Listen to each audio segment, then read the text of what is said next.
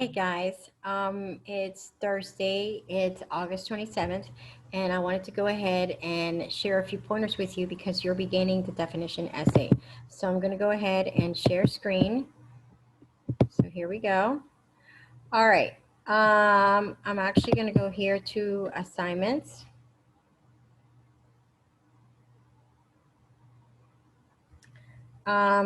Okay, so we're going to bypass all this stuff and I'm going to go right here to definition essay. So I just opened up this assignment. This is the thesis statement. This is what I want you to start thinking about. You are writing a 3 to 5 page essay. Actually, yeah, you're writing a 3 to 5 page essay, and it's about a definition. So it says, what this means is you'll be choosing an abstract concept that has multiple definitions, depending on the cone of perspective. And I'm not going to read this whole thing because you obviously know how to read. But there's a few pointers that I want you to think about. When you think of a word, you need to think of a word that is abstract, that has many definitions, like love has many definitions, justice has many definitions. I had a student who did the word justice, and they used the Kona perspective of geography. So basically, he said justice is different depending upon what country you live in, and he went by countries. And you could also use continent or well, yeah, that's it, or even, well, countries or continents. So he used the examples of the United States, Cuba, and Iraq. And the guy was Cuban, so he did some research, but he had some firsthand knowledge of justice in Cuba, and then justice in Iran. I think it was Iran, not Iraq, and then the United States, which have three distinct uh, forms of justice and how they deal with people who they say are criminals. Um, Another Kona perspective, like you could say, Kona perspective is different depending upon your ethnicity, with the light of what's going on right now. So you could do research on that. We have some current events that you could cite, and then you could also look at some journal articles regarding that same topic from the past. Let's see. You could look at beauty. I'm giving you some examples here so that you read this, but you know what are my choices. The easiest one people have done in the past is hell. Hell can be defined differently depending upon, and the Kona perspective was religion. So if you're a Christian, you look at hell one way. If you're a Muslim, hell is defined differently. And if you're Jewish or pagan or Buddhist, and I don't even know they have hell, they define hell differently.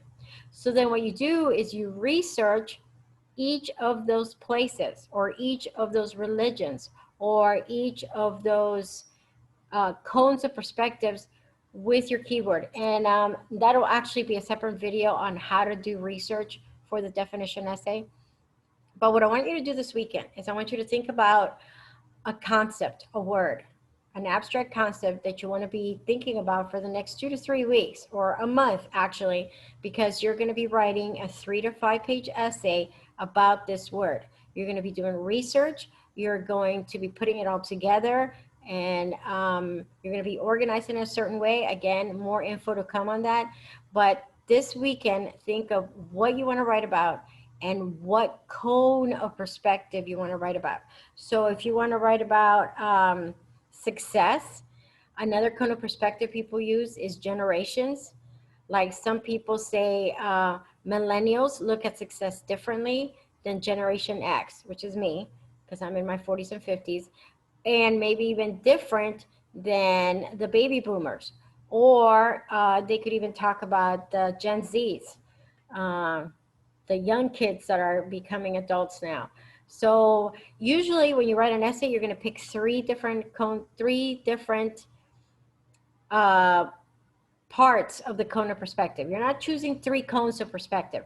You're choosing one cone of perspective, but you're finding three aspects of that cone. So the three religions, the three generations. Some people have also used family. They define family differently depending upon Um, I think I think they've used age, maybe, or geographic location. So some other concept perspectives would be age, geographic location, you have religion, you have social economic status, you have race and ethnicity, you have gender. These are all things that would say you look at things differently depending upon whether you're this or this. So ethnicity would be here in the United States, that I would assume you'd be focusing here. So you could say black, white, Hispanic, you could even say multiracial, or just you pick three different ethnicities. Let's see what else. Age. Some people have done essays where the kind of perspective was age, and they talk about childhood, adolescence, and adulthood. And then some other people said um, adolescence, then young adult, then older adult, because people, depending on where they're at in age, look at things differently. So they could be defining, um, I don't know, strength differently. So these are all ideas that I'm just throwing at you that you could think about. And so on Monday, by midnight, um, I need one sentence that's going to be like your thesis statement. It must be in third person. So you could say something like blank is defined differently depending upon, and then the Kona perspective. So, and I think I gave that here somewhere. Okay, I also linked the MLA formatted paper so you could still use that. So that's what I need from you on Monday. Going back to the assignments, the next thing is 3 pieces of evidence. Now, there were a few of you who really need to look at the videos and all the tools that I gave you in the announcements to work on a works cited page, because this is going to be the working works cited page for your definition essay. So this is due at the end of class on September 14th. We don't have school on the 7th because it's Labor Day. So let's see. Yeah. So I'm giving you time to get your ducks in a row and your works cited entries done correctly. Because there is, there's a format, an MLA format, you have to be proficient in it. Okay, and actually to that end, let me show you some stuff. So here I have, and this is all on Canvas, obviously. So if you go to Files, and you go to Definition Essay Resources, it's all here for you. You click on that. I have the rubric, and this is how I'm going to grade your essay. So go ahead and take a look at that. I'm not going to go into it too much because you can read. So think about this as you work on your essay. All right, the other thing I have, actually I'm going to go to the first one. I have a kind of an outline document that you can download. It's very rudimentary, but it gives you an idea. I'm at school. Hold up. Okay, it gives you an idea of the organization. If you just recently graduated high school, this should look familiar to you. It's your basic 5-paragraph essay, but this is not a 5-paragraph essay because you're going by sections. So you have your introduction, this is an assignment in itself that we're gonna have. Your first paragraph, notice you have topic statement, you have evidence you're gonna put here, you have commentary or analysis, which tells me how your evidence supports your topic sentence, which in turn supports your thesis statement, which is what you're going to be turning in on Monday. And then you want to add more stuff. Repeat above as needed until you're done writing about this particular cone. And then you repeat that for your second section. So your first section, let's say you're doing it on hell. And then this part would be about what Christians define as hell. You find me evidence, you tell me about it. You give me more evidence, you tell me about it. The next section would be about how the Muslims define hell. Find me evidence that tells me how they define hell. You analyze it, comment on it, and then you repeat. Give me 1 or 2 pieces of evidence. It could be from the same source, could be from different sources.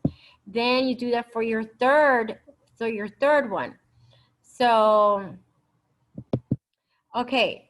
Then the conclusion is where you rewrite your thesis statement, and then you're going to restate the main points. So you're going to, in your conclusion, you got to tell me again. Tell me about the Christians. Tell me about the Muslims. Tell me about the Buddhists or the Jews or whoever you pick. And then you circle back to your hook to add closure to your essay. So you circle back to the hook.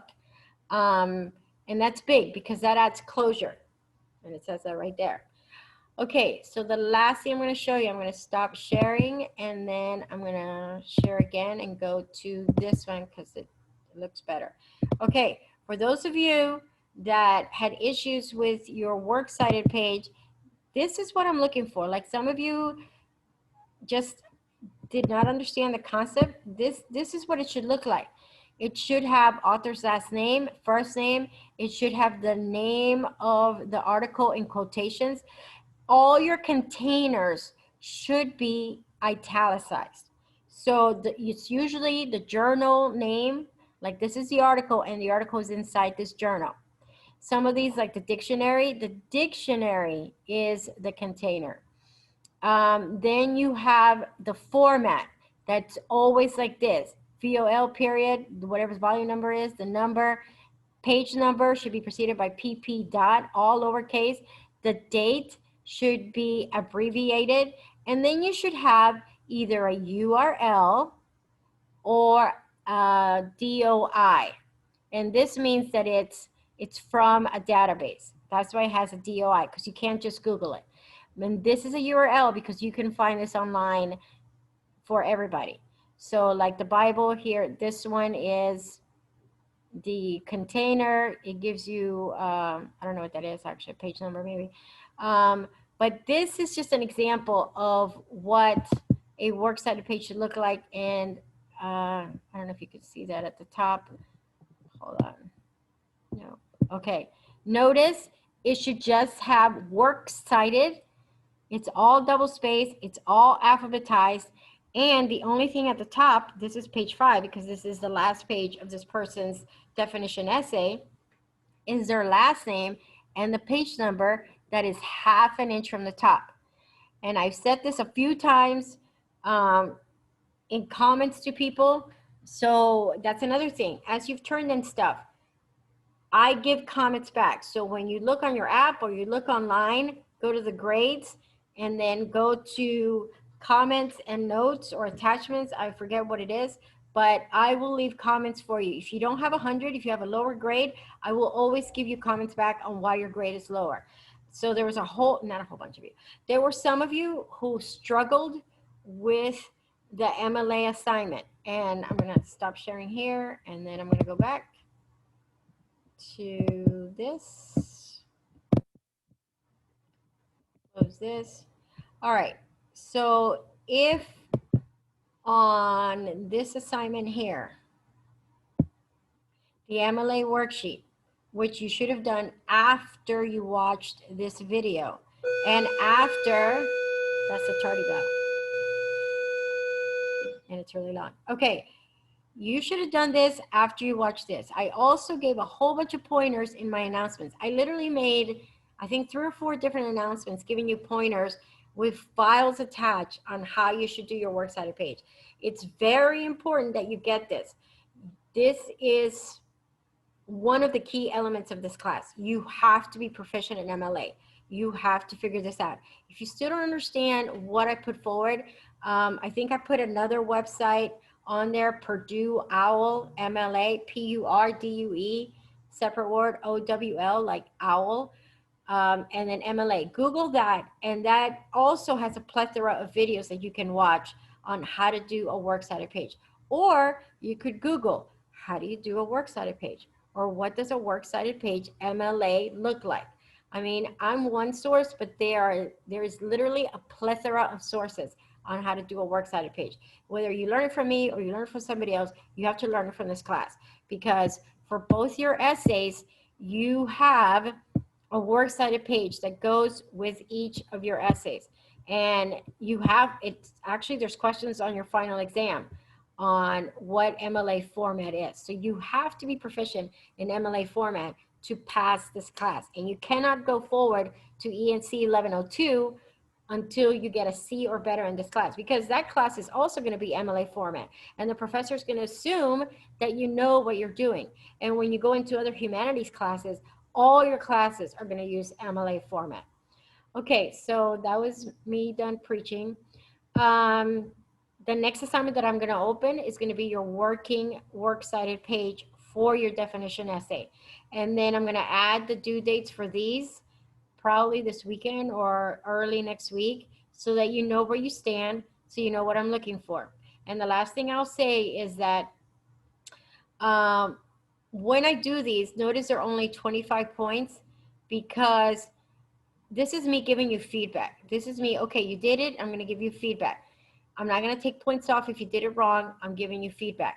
But if I give you feedback and you don't fix it before you turn in your final rough draft, that's where you lose your points. So you're going to turn in a rough draft, and then the rough draft is going to be peer editing, which I will explain later on. You're going to turn it in, and then your essay is going to be assigned to two other students that are going to give you feedback. Then you're going to make the changes. You're going to submit the final rough to me. This I print, I give you detailed corrections on what you did correct, what you did wrong in your essay. I return that to you. Actually, I take pictures of it and I send them to you through Canvas. And then if you got an 80 and above, 180 and above, that's an A. If you got below that, let's say you got a B and you're like, I don't want a B, I want an A.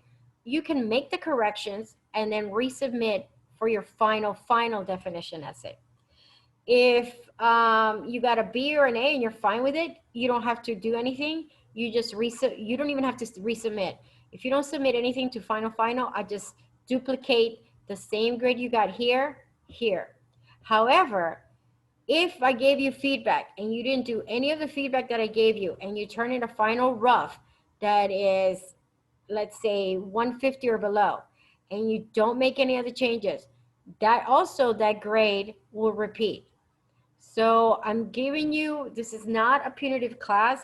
I'm giving you lots of chances for you to learn from what your mistakes are. It's okay to make mistakes.